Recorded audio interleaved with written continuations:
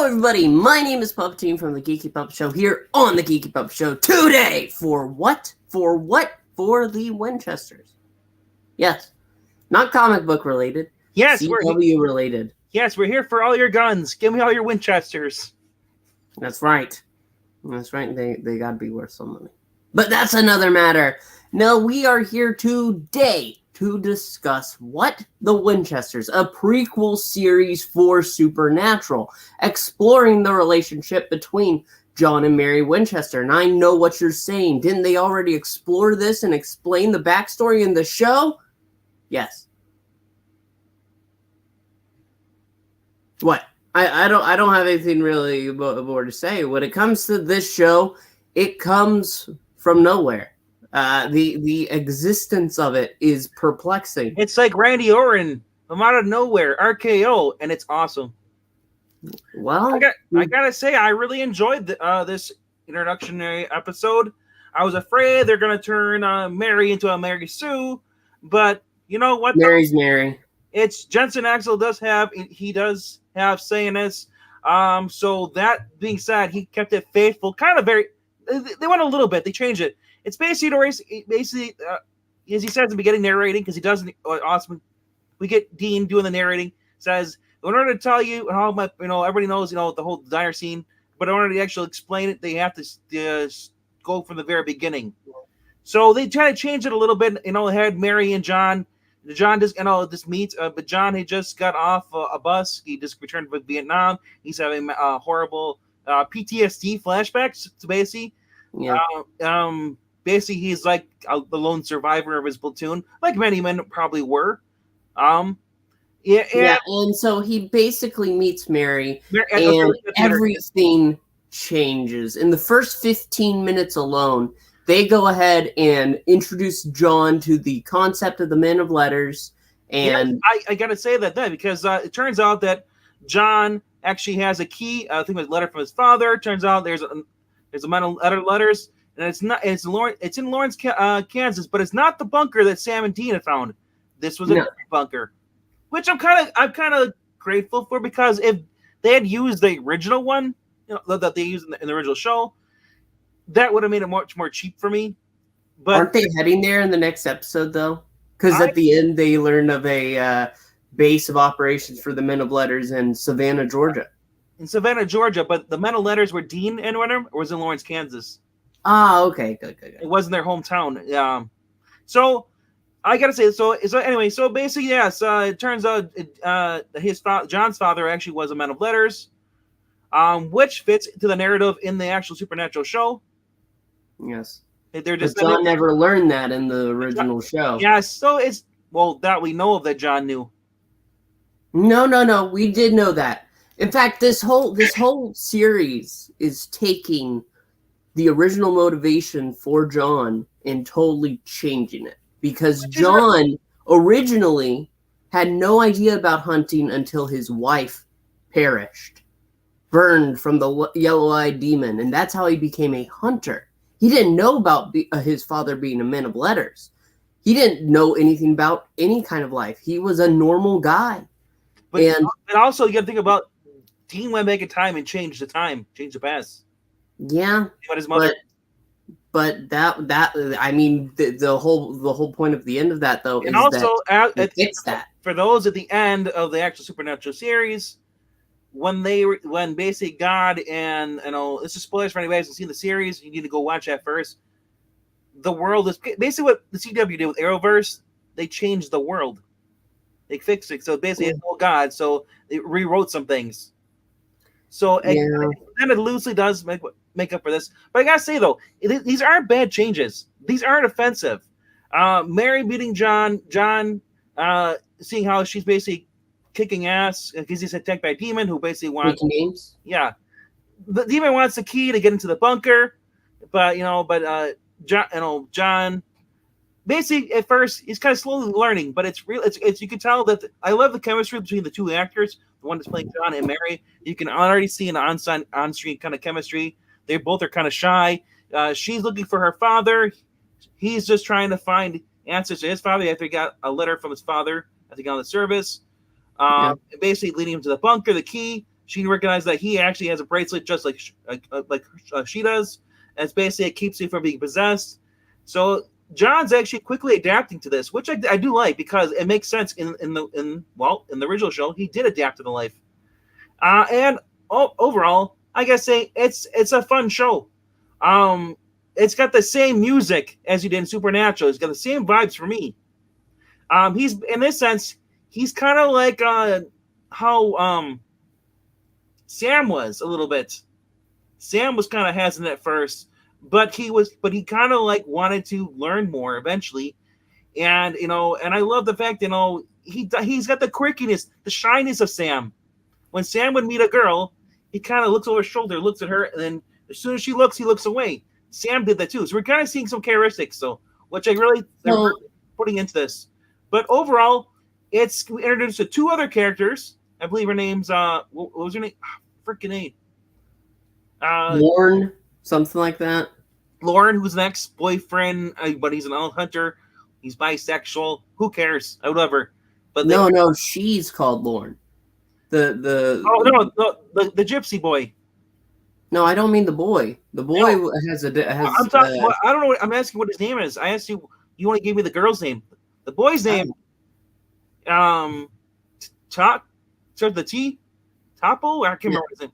Taco. No, I didn't say. I said Topo, not Taco. Taco. Yeah, I don't think Taco is his name, Froggy. I didn't say it was Taco. We'll see. Let me go ahead. Either way, there's history between these characters. I apologize. Next time, I'll make sure we both actually have the stuff pulled up first, so we know all the names. But that being said, you're watching puppets and you expected professionalism. Yeah, that's funny. Yeah. Overall, we got a ragtag group of basically of hunters now. John, basically, they find out whereabouts where her father is. He's in a crypt down in Louisiana, where basically that's where he was gone to in the very beginning. Carlos, yeah. Okay, Carlos. So we basically find out though that Ava Green, not Ava Green, but Ava is she's a psychic. Ada. Yes. Yeah, she lives down in Lubbock, Texas. She is basically would help the boys back in one of their cases in the original show. So we're gonna see a younger version of her. She has her own little cult bookstore and stuff, and she helps them out. But problem is that she ends up getting possessed first. She follows them to the crypt there, and she basically wants whatever the folder that one of the girls Lorna's holding. Lorna's basically the Velma of the group. She's the book smart one. She hasn't really killed anything before. So we're basically getting Scooby-Doo without the dog so far. But I gotta say though, there's a giant chupacabra, I guess Lucaroo, which is basically a werewolf, kind of like not really werewolf, but it's a wolf. Yep. That's basically guarding a trinket that her father was trying to find. John was basically sacrificed himself. He reveals that her is like, hey, these things are related to silver. Well, my friend who blew up next to me, part of his silver cross is in my arm. So he pulls it out and a little section, and he says, I'll distract it while you get away. And she's kind of like pissed off about this because she doesn't want him to die. Up there, she grabs the blade that Carlos has and throws it down the well. John is able to basically does with what he does? He does the scene from Underworld at the very end where Kate Beckinsale's looking for the sword in the water, and then at the last minute she picks it up and swings around and cuts the guy's face off. Well, John does this with the sword and cuts the werewolf's head off, and then goes back up the knot as everybody else is pretty much like kind of struggle because they had to go against a possessed Ava, well, he's like, hey guys, this is exciting. Like basically, it's funny. He clashes between Dean's personality and Sam's at certain times, and I'm really enjoying this. So I just want to know, will he ever eat pie? There will probably be pie. There has to be pie. Yeah. So the team comes together, and that's fine. I hear what you're saying, Froggy, but at the same time, reading other people's thoughts, they go ahead and say the same thing. The motivations are totally changed. They're totally different. And there's This nothing is wrong with almost that. like an alternate universe. Like I said, I'm fine with it. Right now, like I said, it's not offensive. It didn't change really anything. It didn't make where John was basically a pushover. I didn't say that. I didn't say that. I I know, didn't say I know. it in that way. I'm agreeing with you. I understand that it's a totally different motivation, but guess what though? It didn't ruin the show. It doesn't make it worse than the actual I just don't know if I'm down with it. I don't know yet. Well, it's not. I'll just say, if you're not down with it, we still got more review. Yeah, well, this is 13 episodes, and at the end, we do get to see Dean as he's writing in a journal, because he's basically journaling all that he's finding. And he's next to baby. Yes, we finally get to see is Chevy Impala. So with that, it seems that he's going to be sticking with us, probably just doing narration for most of these episodes. And I'm glad that they didn't have his dad John have the car right away. Yeah, that would have changed it really much for me. But the fact that he didn't have the car yet, he did have a similar muscle car, a blue one. But overall, like I said, I'm really excited to see where this goes. And who knows? It could turn out to be just as great as well, Supernatural, or it could just be Batwoman. But so far, it hasn't been that bad. No. I won't say it's been Batwoman season 2 or 3. It's definitely not that. It's an average kind of opening, just like the original Supernatural was. I think season 1 of Supernatural is you have to get into it. You have to give it a few episodes, and it needs to find its footing. And I think maybe this could. We're going to have to wait and see. But no, John isn't emasculated at all. He is a man who is, well, doing the manly things, and he cuts off a head. So that's all you can ask for. We also get the introduced to John's mother. She is Mary Winchester. I forget what her name is, but she's a Winchester, and she has her own garage. Millie. Yeah. So I gotta say, at least he's not coming home and finding out that his mother's died at Little 2 and all this stuff. That's like, so who knows? Maybe she will die later on. We're going to have to wait and see. But she's a beautiful woman, and I'm happy to see that. I'm looking forward more to this. That's it for this next episode review. I hope you guys check this out for yourself. If you haven't already watched the show and you're watching us, please don't complain about spoilers. Yep. You all know the rules. You watch the show or movie before you go online to look at reviews. If you're otherwise. So that being said, I hope you guys enjoyed this.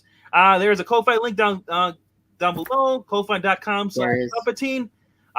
What's the money for? Well, if you want to donate $1 or more, whatever, it's basically helps out us for our readings, because it also helps to pay for StreamYard, because for the readings we use the Marvel app and the DC app, which do cost money, same as StreamYard.